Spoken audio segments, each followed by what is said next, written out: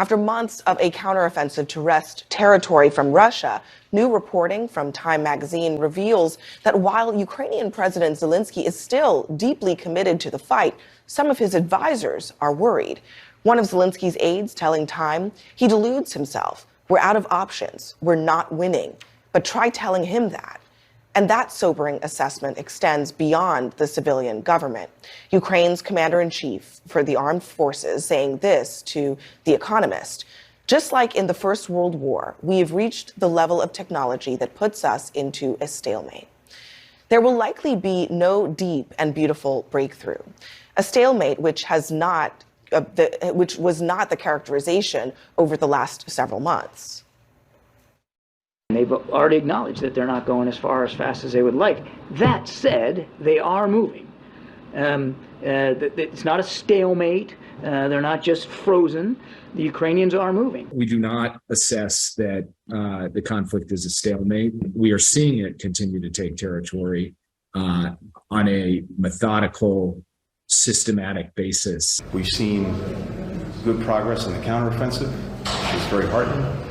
We want to make sure that Ukraine has what it needs not only to succeed in the counteroffensive, but has what it needs for the long term.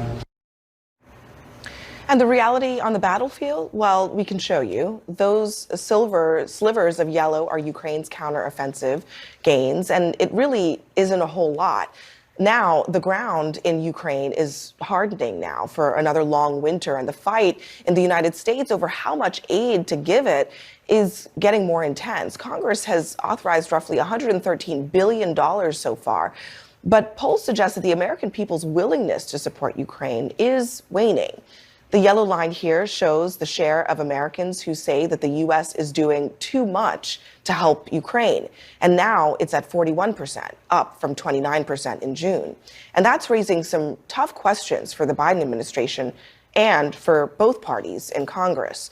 Completely horrific. And I would expect that will lead the R&D budgets to be focused on things we didn't have today. We didn't have vaccines that block transmission.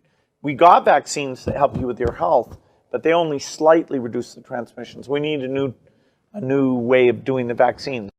At the beginning, I thought I was going crazy because I could see quite clearly that there was no pandemic. The pandemic preparedness guidelines had been reviewed and updated the previous autumn, 2019, and specifically outruled lockdowns, masking, school closures. This was not to be used.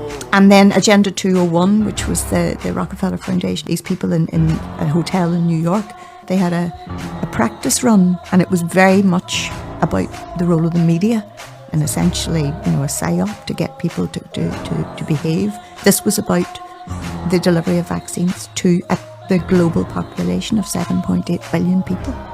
That was the messaging. We're nobody's safe until we're all safe. All over the world, people were saying the same things. It was like a mantra. Nobody's safe until we're all safe, and we're all going to die unless we do this. And I thought I was going crazy because I could see so clearly that this was going to do immense harm and that there was nothing happening. And it is a fact that across this beautiful planet in the year 2020, in no country was there a statistically significant increase in age-standardised all-cause mortality. There was no pandemic. It didn't happen. Nothing happened. Except the artificial spikes in death, which I contend were largely produced by government policy.